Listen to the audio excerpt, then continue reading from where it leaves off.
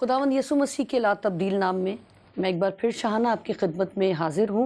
मिरातुन्निसा में सिस्टर मोनिका शकील के साथ आज एक बार फिर नाजरीन गुज़िश्ता प्रोग्राम्स उसी के सिलसिले की कड़ी हकीकी और टूट बंधन में तलाक़ पर हम बात कर चुके हैं गुज़िश्ता प्रोग्राम में, मगर कुछ बातें फिर आपके साथ शेयर करना चाहेंगे, कुछ बातें जो कि इनकम्प्लीट थी और बहुत कुछ आज के प्रोग्राम में हम डिस्कस करेंगे, कलाम मुक़द्दस में से रहनुमाई हासिल करेंगे और बहुत कुछ सीखने की कोशिश करेंगे सिस्टर मोनिका के साथ मिलकर। जी सिस्टर। जी, मसीह में आपको भी सलाम और देखने वालों को भी, और शुक्र है खुदा उनका कि हम फिर मज़ीद आगे बढ़ने के लिए आज इस प्रोग्राम में बिल्कुल फिर बेशक हाजिर हैं। जिस तरह सिस्टर हमने गुज़िश्ता प्रोग्राम में बात की तलाक़ की वजूहात क्या हैं, किस वजह से होती हैं और कौन कौन से रिश्ते उसमें इन्वॉल्व होते हैं, और मगरिबी ममालिक में भी हमने बात की तलाक़ के रेशो पर, बहुत सारी बातें हमने की, मगर वही कि एक प्रोग्राम में इतने बड़े इशू को डिस्कस करना इम्पॉसिबल है। इसलिए आपके साथ सलाह मशवरे के ये सोचा कि एक और प्रोग्राम, बल्कि मैं ये समझती हूँ शायद इस प्रोग्राम में भी कुछ कमी रह जाएगी। देखते हैं, दुआ करते हैं कि क्या पता इस प्रोग्राम में सारी बातें हो सकें।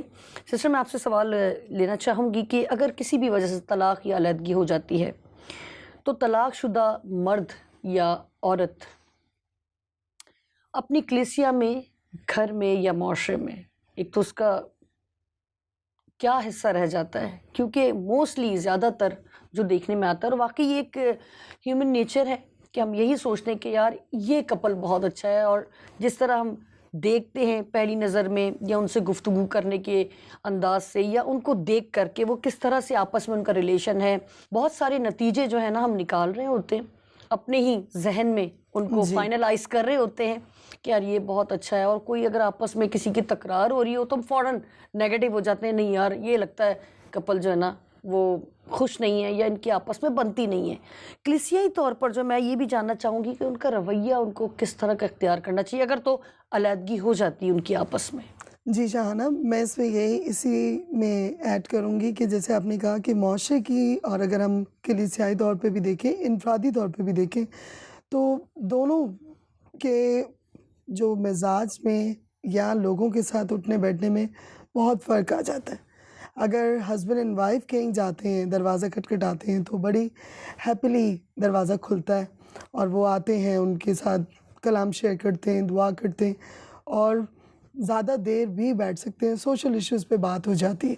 मगर अगर छोड़ी हुई औरत है या मर्द ने तलाक दे दी है या उसको उसकी बीवी ने इस तरह उनकी सेपरेशन हो गई है, तो आप देखें माशरती तौर पे उस शख्स को घर पे अपनी बहू बेटियों के बीच में बिठाने में लोग थोड़ा इस चीज़ को मायूब समझते हैं। यहाँ पर मैं सिस्टर एक बात और ऐड करना चाहूँगी कि अब जिस तरह भी हम बात कर रहे हैं कि अगर आपस में उनकी सेपरेशन हो जाती है, जी अभी आपने भी कहा कि अगर कहीं दोनों जाएं तो फटाफट दरवाज़ा भी खुलता है, जी उन्हें अंदर भी बुलाया जाता है और ख़िदमत भी की जाती है उनकी, अगर तो वो ख़िदमत में भी हैं या फैमिली, अगर आप किसी के पास एज अ फैमिली मेम्बर जाते हैं। जी जी मगर जब वो सेपरेट हो जाते हैं, अच्छा कसूर अगर औरत का है, क्योंकि प्रोग्राम मिरातुन्निसा है इसलिए मैं औरत के ख़िलाफ़ ही बात करूंगी, क्योंकि बहुत सारे लोग ये समझते हैं कि औरतों का प्रोग्राम है तो शायद मैं औरतों को फेवर करूंगी, मगर मैं यहाँ पर पहले औरत को ही नॉमिनेट करूंगी। अगर तो औरत को उसने तलाक दे दी है जिसकी वजह बाइबल बताती है, अब कसूर मर्द का नहीं है,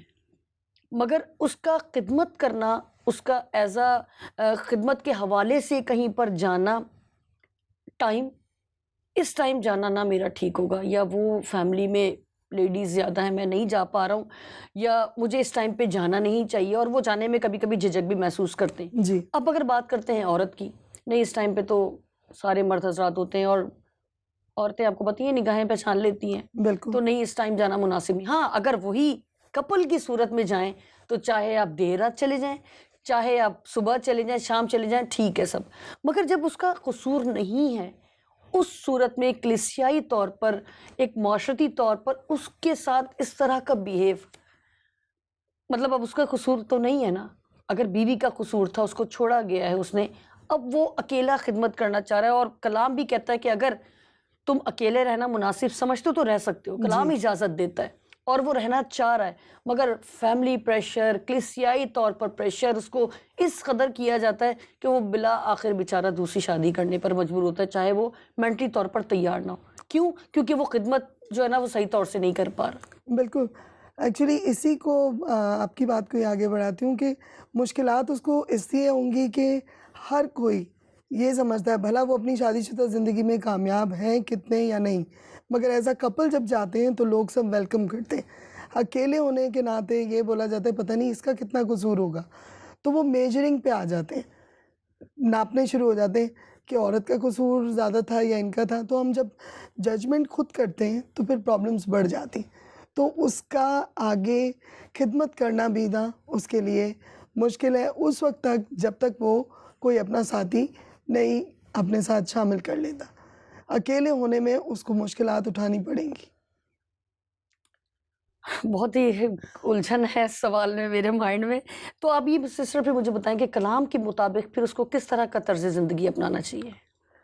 उसमें यही है कि अपने आप को बहुत ज़्यादा कलीसियाई तौर पे भी इस तरह प्रूव करें कि या तो सबको एक दफ़ा क्लियर कर दे कि ये प्रॉब्लम्स थी और इस तरह की हमारी मिसअंडरस्टैंडिंग्स थी और आगे बढ़ाते और मज़ीद मुश्किलात बढ़ती, तो हमने सोचा कि हम इस चीज़ को ज़्यादा अलग हो जाएँ तो ज़्यादा बेहतर है। मगर अगर वो एक्सप्लेनेशन, क्योंकि दुनिया आपकी एक्सप्लेनेशन को नहीं मानती है, वो यही समझेंगे कि अपनी तरफ से ये बोल रहे हैं, और क्योंकि इसको जस्टिफ़ाई करना मुश्किल काम है, मगर ये है कि आगे भी उसको बढ़ना है, खिदमत भी इसको करनी है, तो वो बच इस सूरत में सकता है कि वो खुदा को सामने रख के खुदा के हुज़ूर में इस चीज़ को माने कि खुदाया मुझसे अगर गलती हुई है तो मुझे इसका रास्ता बताएँ, और खुदा ज़रूर उसको अपनी रास्ते में उसको बताएगा कि उसको किस तरीके से आगे चलना है, क्योंकि अकेले चलना मुश्किल काम है। मगर वो साथी अगर उसे ऐसा मिल जाता है जो उसे आगे अंडरस्टैंड करे, ये एक सवालिया निशान बनता है कि वो साथी जिसको अब वो चूज़ करता है, क्या वो उसके साथ सिंसेरिटी होगी? क्योंकि जब वो दूसरा साथी भी सेलेक्ट करता है तो शायद वो जो कंपैरिज़न और कंपैटिबिलिटी ये सब साथ चलती रहेगी, तो उसकी आगे की ज़िंदगी भी ख़राब होती है।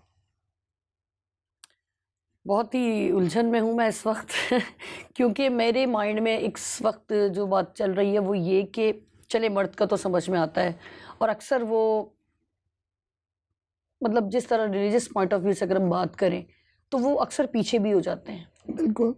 और वो यही कहते हैं कि भाई ठीक है, नहीं अगर समझ में आता तो ठीक है, मैं ये काम ही नहीं करता।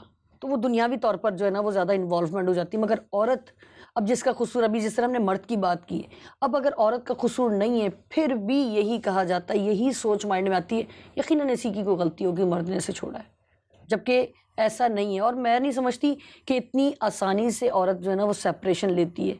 वो तो आखिरी हद तक माफ़ कर रही होती है घर को बचाने के लिए, और अगर खुदा ने उसे औलाद दे दी है तो फिर तो समझें चाहे कुछ भी हो जाए, बच्चों की ज़िंदगी बर्बाद नहीं, भले अपनी हो जाए बर्बाद आपकी ज़िंदगी, बच्चों के लिए उसने उसी हाल में, उसी कह रहे वो तो यही कह रही थी मैं तो दोज़ख में रह रही हूँ, मगर ये वर्ड मुनासिब नहीं है, मगर फिर भी वो यही कह रही थी मैं हर हाल में गुजारा करूँ क्योंकि मैंने अपने बच्चों की ज़िंदगी बर्बाद नहीं करनी।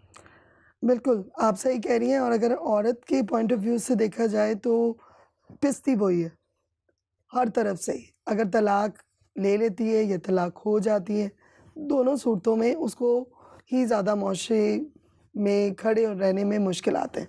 अगर उसको भी, वो भी खिदमत में थी, और अगर उसके साथ इस तरह की बात हो जाती है, तो नेक्स्ट स्टेप में ये होता है कि उसको कलीसिया भी उसको अच्छी नज़र से नहीं देखती, और कहीं उसके अंदर टैलेंट है कि उसको आगे किसी अच्छे मर्तबे पे या पोजीशन पे लेकर आया जाए, तो चर्च में वो ऊपर रहनुमाई के तौर पर उसको वहाँ कहीं भी नहीं लाते, क्योंकि यही बोला जाता है कि इसकी तो तलाक हो गई है। उसके अपनी बहुत सारी क्वालिटीज़ जो खुदा ने उसे दी होती हैं खिदमत की, वो उसके ऊपर हावी हो जाती है उसकी एक तलाक। तो उसकी वो चीज़ें छुपा कर और उस औरत को बिल्कुल अबैंडन किया जाता है, अलग कर दिया जाता है कि नहीं, इसको नहीं लाना। सारे रीज़न ये दे देते हैं कि इस तरह की बात है, लोग उँगलियाँ उठाएँगे। अगर ये पुलपिट पे आ गई या इससे कोई मैसेज दे दिया, तो बोलेंगे पहले अपनी ज़िंदगी तो सँवारो, हालाँकि उसका कसूर नहीं है। तो हमारे माशरे में ये सब चीज़ें फेस करनी पड़ती हैं। तो हमें कोशिश करनी है कि आखिर तक, एक आखिरी सांस तक अपनी शादी को बचाना। आप जब ये जवाब दे रही थी मेरे माइंड में एक सवाल आ रहा था, और मैं किसी एक फैमिली को जानती हूँ और नॉमिनेट नहीं करूँगी, मगर मैं ये चाहूँगी कि इस बात से हमारा माइंड क्लियर हो जाए कि फुरपट पे किसे आना है। अगर हम पुराने अहदनामे की बात करते हैं तो जो बिल्कुल पाक होता था वही उस पाक जगह पर, जी, पाक मकाम पर जाता था, और अगर उसमें ज़रा बराबर भी गुनाह पाया जाता तो उसे वो रस्सी खींच के निकाला जाता था, बिल्कुल। क्योंकि वो घंटियां बजनी बंद हो जाती थी जो उस रस्सी में लगी होती जी, थी। ये खुदा का पैमाना था जिससे वो नापा करते थे।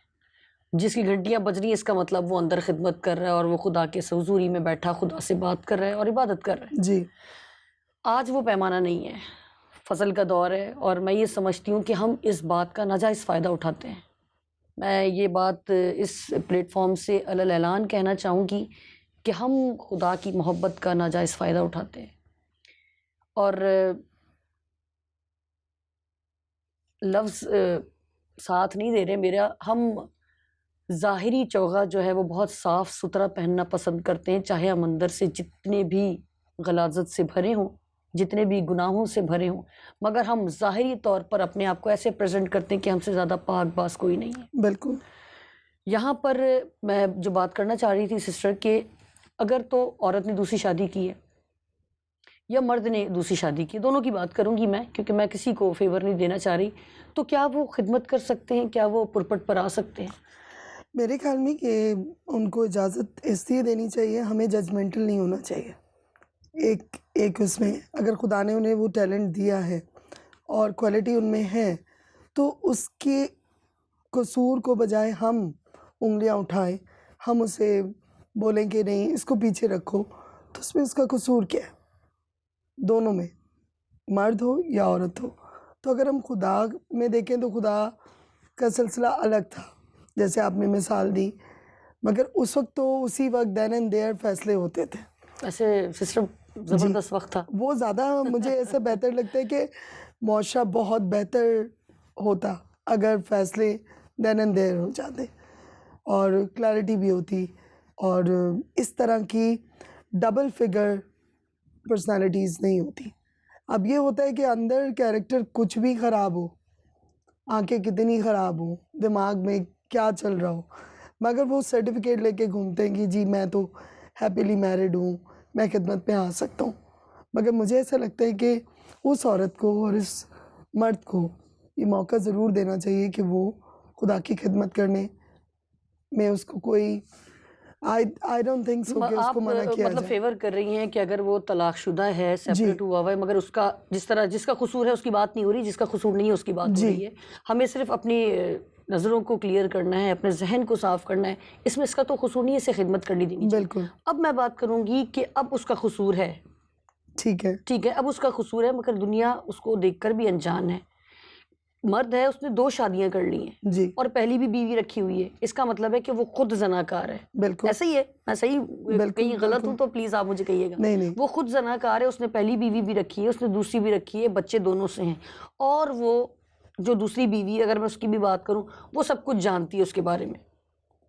वो सब कुछ जानती है और दोनों खिदमत में और मज़हब पर खड़े होकर कलाम शेयर करते। ऐसे लोगों के बारे में आप क्या समझती हैं, क्या होना चाहिए? मैं उसी बात को जो मैंने आपसे कहा कि मतलब मैं आपको बता रही थी कि हाँ, उन्हें मौका देना चाहिए, मगर अगर जानते-बूझते हुए उन्हें पता है कि इस तरह 2 शादियाँ और 2 बीवियाँ रखने का तो कोई कलाम में कहीं भी ज़िक्र नहीं है। एक साथ अब नाइंसाफ़ी वाली बात है और खुदा के कलाम से मुनकर होने वाली बात है कि अगर वो फिर खिदमत में भी हैं, तो फिर ऐसे उसमें इस तरह की सिचुएशन में उन्हें खुद खिदमत में नहीं रहना चाहिए।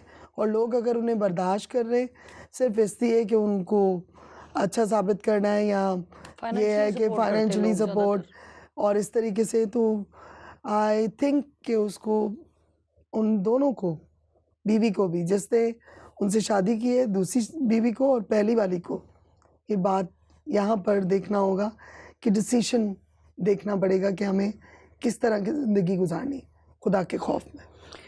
ये बात तो बिल्कुल ही क्लियर है कि कलाम बिल्कुल इजाज़त नहीं देता इस बात की, मगर मैं पहली वाली जो सिचुएशन डिस्कस कर रही थी उस पर मैं ज़रूर कहना चाहूँगी कि कलाम में ही लिखा है कि जिस पैमाने से तुम नापते हो तुम्हें भी तोला जाएगा। और अगर हम, क्योंकि इंसान हैं, बशर हैं, गलती कोताहियाँ सबसे होती हैं, हम अगर अपना मवाजना करना शुरू करें तो मेरा ख़्याल है कि ज़िंदगी ख़त्म हो जाएगी, हमारी कोताहियों की लिस्ट ख़त्म नहीं होगी। तो हमें किसी की जजमेंट करने का कोई इख्तियार नहीं। अगर फ़ज़ल का दौर है, खुदा हमें माफ़ कर सकता है तो खुदा उन्हें भी माफ़ कर सकता है। हमें सबको एक्सेप्ट करना चाहिए, अपने ज़हन को, अपने दिल को बड़ा करें और ख़िदमत करने दें, क्योंकि खुदा का काम और खुदा की इंजील की मुनादी का काम रुकने वाला तो है नहीं। अगर हम रुकावट बनते हैं तो हम खुदा के कलाम को रोकने का सबब बनते हैं। अपनी इस रविश पर गौर करें, अपनी उन कोताहियों पर गौर करें, वापस रुजू करें, क्योंकि उसका दर आपके लिए, हमारे लिए हमेशा खुला है। यहाँ पर सिस्टर मैं आपसे अगला सवाल करना चाहूँगी कि फ़ी ज़माना अफराद जो हैं आजकल अपनी अपनी ख्वाहिशात की बिना पर मुख्तलिफ़ तरह की आदात के ग़ुलाम हो जाते हैं, चाहे वो कुछ भी हो सकती हैं।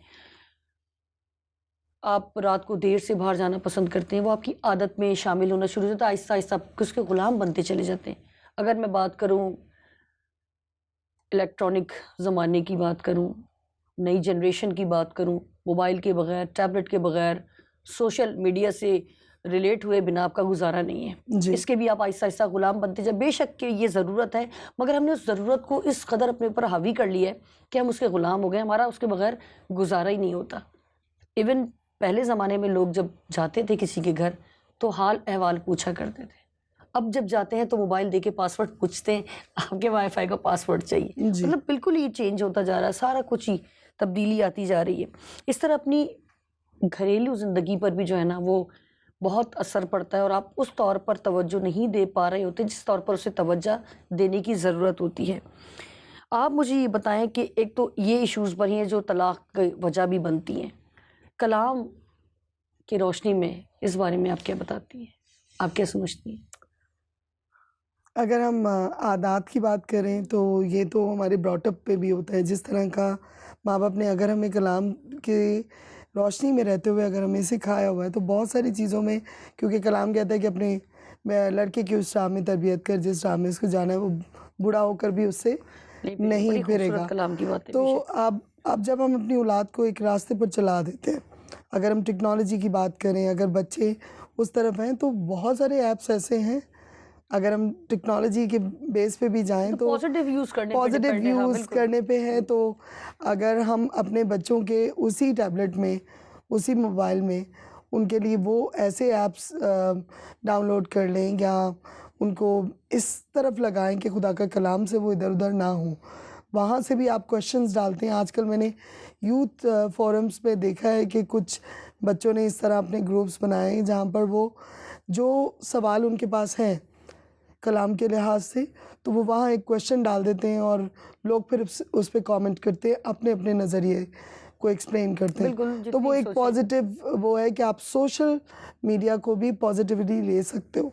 मगर ये भी है कि वहाँ पर लोग फिर जब रेफ़रेंस डालते हैं, तो इससे हमें ये शो होता है कि यूथ हमारी ये भी नहीं है कि बिल्कुल ही खुदा के कलाम से दूर है। और अगर हमारे आदतें हम खुद बनाते हैं, नेचर चेंज नहीं होती मगर हैबिट्स चेंज हो जाती है, बिल्कुल। चेंज हो जाती है। तो नेचर उस वक़्त बनती है जब हमारी हैबिट्स को हम पक्का कर देते हैं। अगर हम बच्चों को पक्का कर देंगे कि ये टाइम तुम्हारा इस काम के लिए और ये टाइम तुम्हारा, जहाँ रूटीन टूटती है, देर से आने की, जल्दी ना सोने की, जब आप लेट सोते हैं तो आप अपने बच्चों से कैसे उम्मीद कर सकते हैं कि वो जल्दी जल्दी सोएं। सोएं। अगर आप बाहर जब मर्ज़ी बैग उठाया चले जाते हैं, तो बेटा और बेटी को भी इस चीज़ का होगा कि मेरी मम्मी या मेरे डैड टाइम को तो इश्यू समझते ही नहीं है। तो जब आप अपने रूटीन को बनाते हैं, स्केड्यूल घर में एक्सप्लेन करते हैं, तो बहुत बेहतरीन घर चलता है। ऐसे ही जब बेटी ब्याह के जाती है, तो उस शेड्यूल को जब तोड़ती है, तो प्रॉब्लम्स वहाँ से बढ़नी शुरू हो जाती हैं। बिल्कुल। तो वो जो आदात है ना, वो आपके घर के शेड्यूल से और रूटीन से ही डेवलप होती हैं, या सही होती हैं या ख़राब होती हैं। तो हम उसको, अगर हम कलाम के लिहाज से देखा जाए तो वो ये कहता है कि शाम सुबह दोपहरा नूं मैं फरियादा गुजरा, सुनेगा रब रोना मेरा। अगर नॉर्मली भी हम देखें तो अगर जिस घर में दुआ की रूटीन है, जिस घर में परस्तिश का एक टाइम है, सुबह उठ के दोपहर के खाने पे या खाने के किसी भी तरह जब वो खुदा को सामने रखते हैं तो उस घर का रूटीन कभी भी बिखरने नहीं पाता। तो मैं बस इस तरह कहूँगी कि माँ बाप होने के नाते तरबियत यहाँ पर आएगी, और जब तरबियत स्ट्रॉन्ग है तो वो लड़की जो ब्याह के भी जाती है, जो लड़का जिसकी शादी होती है, वो अपनी रूटीन को अपनी वाइफ के साथ अंडरस्टैंडिंग के साथ बनाएगा। उसकी भी चीज़ें मिस ना हो, हमारी भी टेक्नोलॉजी भी चले और उसकी टाइमिंग्स को वो मैच करें। बहुत खूबसूरत बात है। यहाँ पे ज़बरदस्त टेक्नोलॉजी की बात हुई है। तो बेशक बहुत फास्ट है ज़माना, और मैं ये समझती हूँ आजकल छोटा बच्चा भी जब पैदा होता है तो उसको मोबाइल पकड़ा देते हैं माँ बाप और उस पर ध्यान लगा देते हैं, और माएँ अपना काम कर रही होती हैं। फादर्स तो खैर बहुत जिम्मेदारियाँ होती हैं मर्द हजरात पर। मगर सिस्टर ने बड़ी खूबसूरत बात की कि हम उसको किस तरह यूज़ करते हैं, उसको किस तरह यूटिलाइज़ करना है, ये माँ से बेहतर कोई नहीं समझता। और ये वाकई बहुत खूबसूरत बात कही है जिसने भी कही कि पहली दरसगाह जो है वो माँ की गोद है। जी माँ क्या तरबियत दे रही है, आप नई टेक्नोलॉजी के साथ भी खुदा का कलाम अपने बच्चों के दिलों पर, उनके जहनों पर, उनकी ज़िंदगी पर नक्श कर सकते हैं। अगर तो आप कलाम को जीते हैं तो ये तभी हो सकता है। बिल्कुल। यहाँ पर सिस्टर मैं चाहूँगी कि आखिरी सवाल, क्योंकि प्रोग्राम का इख्तिताम है, टाइम बहुत कम है, मगर प्रोग्राम बाकी है, एक और प्रोग्राम हम इसी पर ज़रूर करेंगे।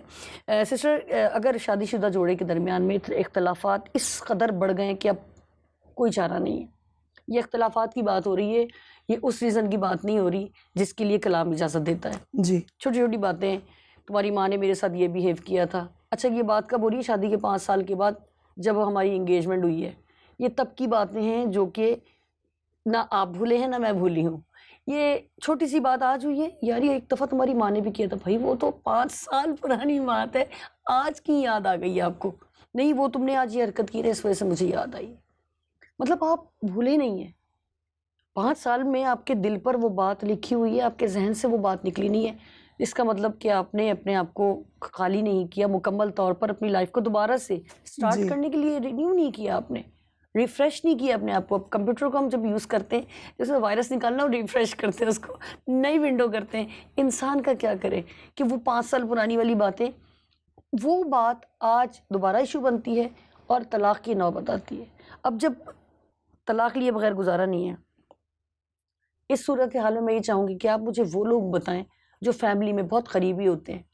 अब करीबी से मुराद हो सकता है चचा की दूर की बेटी हो, मगर उनकी फैमिली के साथ अटैचमेंट बहुत क्लोज है, तो करीबी रिश्ता हो गया वो, हालांकि वो बड़ा दूर का रिश्ता कहीं जाके जी लगता है, मगर आना जाना इस कदर है कि उसकी इन्वॉल्वमेंट है और हो सकता है उसकी बातें भी सुनी जाती हों। कौन से ऐसे रिश्ते हैं जो इस तलाक को शायद बचाने में मददगार साबित हो? अगर बचाने की आप बात कर रहे हैं तो रिश्ते जो आपके ससुराल, दोनों के ससुराल, मेरे ख्याल में दोनों मियाँ बीवी को दोनों साइड पर किसी एक को दोस्त ज़रूर बना के रखना चाहिए। वो भला देवर हो, नंद हो या सास हो। ये रिश्ते सुनने में बड़े मुश्किल लग रहे हैं कि लड़की बोले इनसे तो मेरी दोस्ती नहीं हो सकती, ये तो मेरे मियाँ के रिश्ते हैं। हालांकि उन्हीं से, अगर उनकी माँ से अच्छी तरीके से उसकी अंडरस्टैंडिंग हो जाती बेटी की, तो उससे क्या हो जाएगा कि उसका बेटा है, उसकी आदत से, उसके तरीक़ेकार से वो बेहतर तरीके से उसे एक्सप्लेन कर सकती है।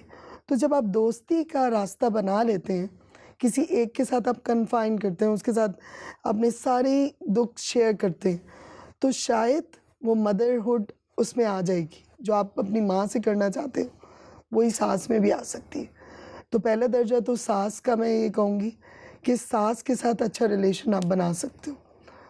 कुछ लोग उसको नेगेटिव भी लेते हैं, पहले ही सोच लेते हैं कि वो तो मेरे मियाँ की माँ है, मेरी क्यों साइड लेगी।